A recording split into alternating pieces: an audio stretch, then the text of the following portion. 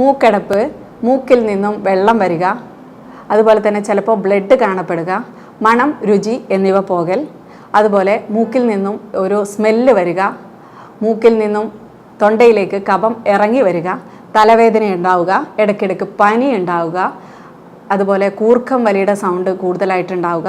ഇത്തരം ബുദ്ധിമുട്ടുണ്ടെങ്കിൽ nasal polyp അല്ലെങ്കിൽ മൂക്കിലെ ദശ കാരണമാവാം. ഞാൻ doctor Ruksana's clinic for advanced ഹോമിയോപ്പതിയിൽ പ്രാക്ടീസ് ചെയ്യുന്നു. മലപ്പുറം ജില്ല ആൻഡ് കൊച്ചി.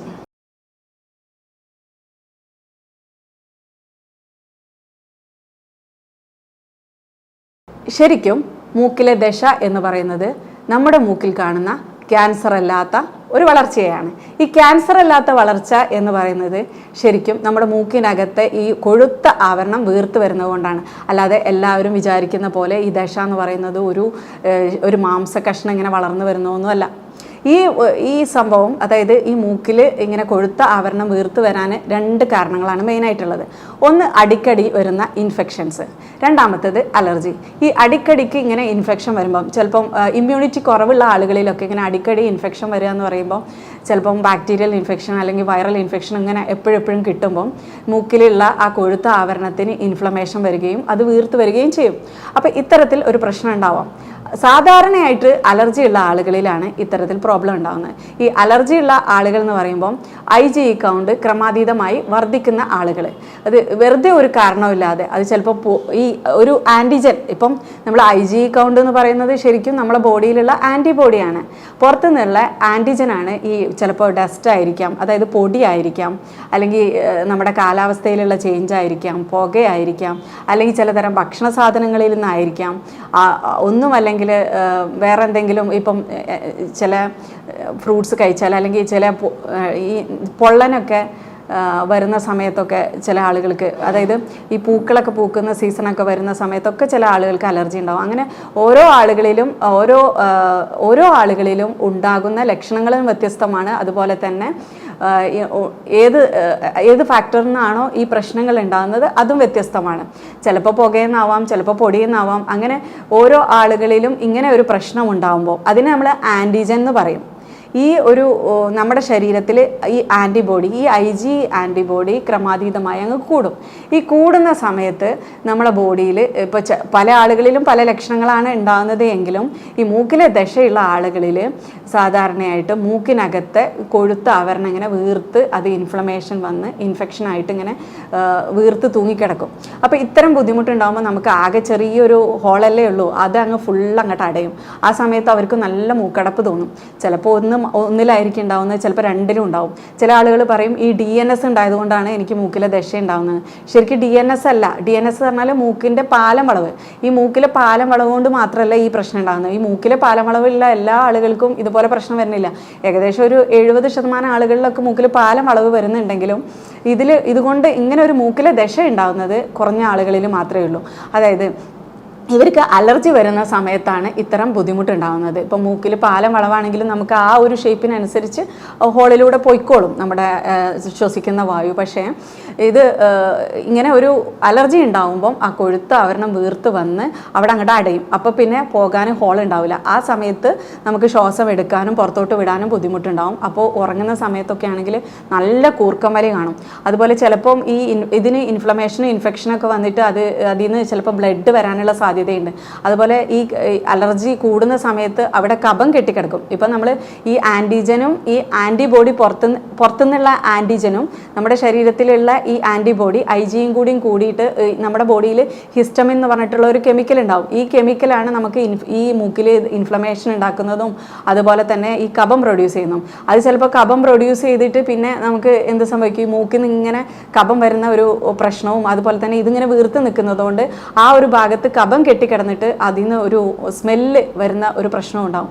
ചില ആളുകൾക്ക് ഇത് വീർത്ത് തന്നെ നിൽക്കുന്നത് കൊണ്ട് അവിടുത്തെ ഈ സ്മെല്ലിൻ്റെ ഗ്രന്ഥികളൊക്കെ നശിക്കുന്നത് കൊണ്ട് ചിലപ്പം മണം അതുപോലെ രുചി ഒക്കെ പോകും. അതുപോലെ തന്നെ ഈ കഫം മൂക്കിൽ നിന്ന് ഇങ്ങനെ തൊണ്ടയിലേക്ക് ഇങ്ങനെ വരുന്നതുകൊണ്ട് ചില ആളുകൾക്ക് ചുമ കാണാറുണ്ട്. അതുപോലെ ഇങ്ങനെ നമ്മൾ കിടക്കുന്ന സമയത്ത് ഒരു ശ്വാസതടസ്സം ബുദ്ധിമുട്ടൊക്കെ അനുഭവിക്കാറുണ്ട്. അതുപോലെ തന്നെ ചിലപ്പോൾ ഈ ഒരു ദശ കാരണം ചെവിക്ക് വരെ ഇൻഫെക്ഷൻ വരാറുണ്ട്. ഇപ്പോൾ യൂസ്റ്റേക്കിയൻ ട്യൂബ് വഴി ഈ കഫം പോയിട്ട് ചിലപ്പോൾ ചെവിക്ക് ഇടയ്ക്കിടയ്ക്ക് ഇൻഫെക്ഷൻ വരിക, ചെവി അടക്കൽ, അതുപോലെ തന്നെ തലകറക്കം, ഇതൊക്കെ വരാനുള്ള സാധ്യതയുണ്ട്. അപ്പോൾ ഒന്നിനോട് ബന്ധപ്പെട്ടിരിക്കുന്നതാണ്.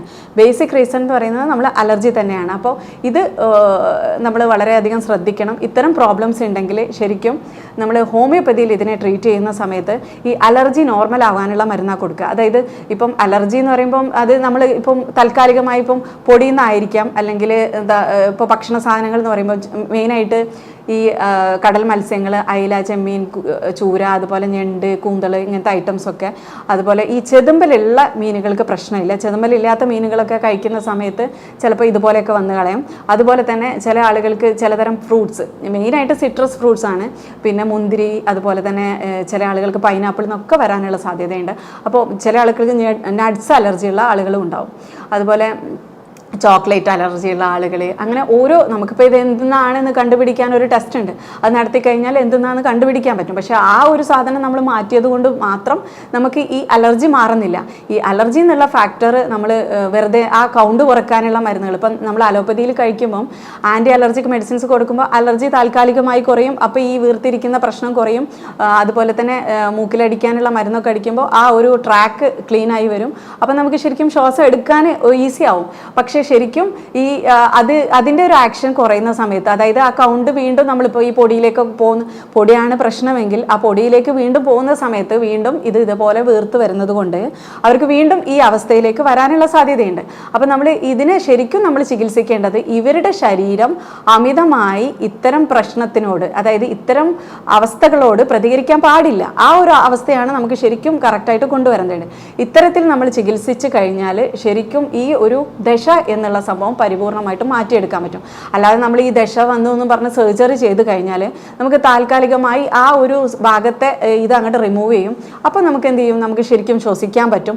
അല്ലെങ്കിൽ DNS വരുന്ന ആളുകൾക്ക് ശരിക്കും ആ DNS ഒന്ന് കറക്റ്റ് ചെയ്ത് കൊടുത്തു കഴിഞ്ഞാൽ ശരിക്കും ശ്വസിക്കാൻ പറ്റും. പക്ഷെ കുറച്ച് കഴിയുമ്പം അവർ നന്നായിട്ട് ശക്തമായിട്ടൊന്ന് തുമ്മ അല്ലെങ്കിൽ ചുമക്കുകയൊക്കെ ചെയ്യുന്ന സമയത്ത് ശരിക്കും ഇത് വീണ്ടും ആ ഒരു അവസ്ഥയിലേക്ക് തന്നെ വരാനുള്ള സാധ്യതയുണ്ട്. അപ്പോൾ നമ്മൾ എന്താ ചെയ്യേണ്ടത്, ഈ ഒരു സർജറി എന്ന് പറയുന്നത് ഇതിനൊരു താൽക്കാലിക പരിഹാരം മാത്രമാണ്. ശരിക്കും നമ്മൾ പരിഹരിക്കേണ്ടത് ഇവരുടെ ശരീരം ഇതിനോടൊക്കെ, ഈ ഒരു അവസ്ഥയോടൊക്കെ നോർമലായിട്ട് പ്രതികരിക്കണം.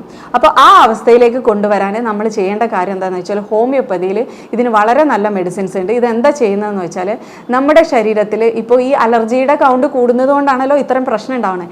ഈ കൗണ്ട് എത്രമാത്രം കൂടുന്നുണ്ട്, അതുപോലെ എന്ത് സാധനത്തിനോടാണോ ഇവർക്ക് പ്രശ്നം ഉണ്ടാവുന്നത്, അതായത് ഇപ്പോൾ ചില ആളുകൾക്ക് പൊടിയിലോടായിരിക്കും, തണുപ്പിനോടായിരിക്കും, അപ്പോൾ എന്ത് സാധനത്തിനോടാണോ അവർക്ക് പ്രശ്നമുണ്ടാകുന്നത് എന്ന് കണ്ടുപിടിച്ച് അവരുടെ ശരീരത്തിൽ ഉണ്ടാകുന്ന ചേഞ്ചസ്, ഇപ്പം ഇവർക്ക് മൂക്കിലെ ദശയായിരിക്കും, മറ്റ് ചിലർക്ക് വരുന്നത് മൂക്കിലെ ദശ നമ്മൾ സർജറി ചെയ്ത് മാറ്റിക്കഴിഞ്ഞാൽ ചിലപ്പം കഫം ഉള്ളിലേക്ക് വന്നിട്ട് ടോൺസിലൈറ്റിസ് ആവാം, അല്ലെങ്കിൽ സൈനോസൈറ്റിസ് വന്നിട്ട് തലവേദനയാവാം, അല്ലെങ്കിൽ ഇടയ്ക്കിടയ്ക്ക് ചെവിക്ക് ഇൻഫെക്ഷൻ വന്നിട്ട് അതിന് ചെവിയുടെ പാടയ്ക്ക് ടിമ്പാനിക് മെമ്പറൈന് ഹോള് വരിക, അങ്ങനത്തെ കണ്ടീഷനിലോട്ടൊക്കെ വരാം. അതുപോലെ ചെസ്റ്റിലേക്ക് ഇറങ്ങി വന്ന് ബ്രോങ്കൈറ്റിസ്, ബ്രോങ്കിയൽ ആസ്മ, ഈ കണ്ടീഷനിലോട്ടൊക്കെ മാറാനുള്ള സാധ്യത ഉണ്ടായതുകൊണ്ട് തന്നെ നമ്മൾ ഈ ഒരു അവസ്ഥയിൽ എന്താണോ ഈ രോഗിക്ക് പ്രശ്നമുണ്ടാകുന്നത്, ഈ രോഗിക്ക് ഇപ്പം ദശയാണ് പ്രശ്നം, ഇത് വീർത്ത് വരുന്നതാണ് പ്രശ്നം, അതോടൊപ്പം എന്തെല്ലാമാണ് പ്രശ്നം ഉണ്ടാകുന്നത് എന്ന് വളരെ നല്ല രീതിയിൽ എക്സാമിൻ ചെയ്ത് അതിന് കൃത്യമായ രീതിയിൽ മരുന്ന് കൊടുത്തു കഴിഞ്ഞാൽ, അതായത് ഈ രോഗിയുടെ ലക്ഷണങ്ങൾക്ക് സമാനമായിട്ടുള്ള ലക്ഷണങ്ങൾ ഒരു ഹെൽത്തി ആയിട്ടുള്ള ആളുകളിൽ ഉണ്ടാക്കാൻ പറ്റുന്ന ഒരു മരുന്ന് ചെറിയ ഡോസിൽ നമ്മളിങ്ങനെ കൊടുത്തു കഴിഞ്ഞാൽ പയ്യെ അവരുടെ ശരീരം ഈ ഒരു നോർമൽ അവസ്ഥയിലേക്ക് ഇങ്ങനെ വരും. അങ്ങനെ വന്നു കഴിഞ്ഞു കഴിഞ്ഞാൽ നമുക്ക് പയ്യെ നമ്മളെ മരുന്നും നമുക്ക് റെഡ്യൂസ് ചെയ്യാൻ പറ്റും. അങ്ങനെ ആ ഒരു രോഗത്തിൻ്റെ ഫ്രീക്വൻസിയും സിവിയറിറ്റിയും ഒക്കെ കുറഞ്ഞ് ഈ രോഗി നോർമലായി വരുന്ന അവസ്ഥയാണ് ഹോമിയോപ്പതിയിലൂടെ നമുക്ക് ഉണ്ടാക്കാൻ പറ്റുന്നത്. അതായത് നമ്മളിപ്പോൾ ദശയുള്ള ആളുകൾ പെട്ടെന്ന് ദശ ചുരുങ്ങല്ല ചെയ്യുക, പയ്യെ ആദ്യം അവരുടെ മൂക്കടപ്പ് ഇങ്ങനെ കുറഞ്ഞു വരും, അതുപോലെ തന്നെ അതിൻ്റെ മൂക്ക് നൊലിക്കുന്നത് കുറഞ്ഞു വരും, അതുപോലെ അവരുടെ ബാക്കിയുള്ള അസ്വസ്ഥതകൾ, ഇപ്പോൾ തലവേദന അങ്ങനെയൊക്കെ കുറഞ്ഞു വന്നിട്ടാണ് ഇത് മാറുക.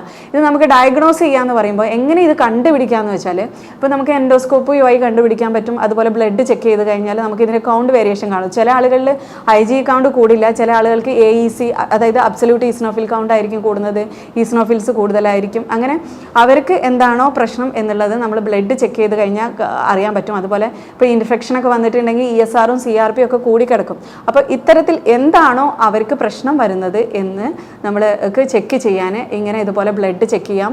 അതുപോലെ തന്നെ എൻഡോസ്കോപ്പി എടുത്താൽ അറിയാൻ പറ്റും. എക്സ്റേ എടുത്തു കഴിഞ്ഞാൽ സൈനസ് അറിയാൻ പറ്റും എന്തെങ്കിലും ദശ വരുന്നുണ്ടോ, അതുപോലെ തന്നെ സൈനസിൽ എന്തെങ്കിലും കഫം കെട്ടിക്കിടക്കുന്നുണ്ടോ ഒക്കെ മനസ്സിലാക്കാൻ പറ്റും. അതുപോലെ MRI CT സ്കാൻ ഇതെല്ലാം ചെയ്ത് കഴിഞ്ഞാൽ നമുക്ക് നല്ല രീതിയിൽ ഇത് കണ്ടുപിടിക്കാൻ പറ്റും.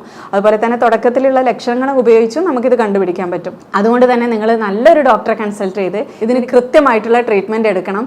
ഇനിയിപ്പോൾ എന്തെങ്കിലും നിങ്ങൾക്ക് ഈ ഒരു അസുഖത്തെക്കുറിച്ച് എന്തെങ്കിലും ഡൗട്ടൊക്കെ ഉണ്ടെങ്കിൽ താഴെ കാണുന്ന നമ്പറിൽ നിങ്ങൾക്ക് കോൾ ചെയ്യുകയോ അല്ലെങ്കിൽ മെസ്സേജ് ചെയ്തൊക്കെ ചോദിക്കാവുന്നതാണ്. ഇനി പുതിയൊരു ഹെൽത്ത് വീഡിയോയുമായിട്ട് നമുക്ക് വീണ്ടും കാണാം.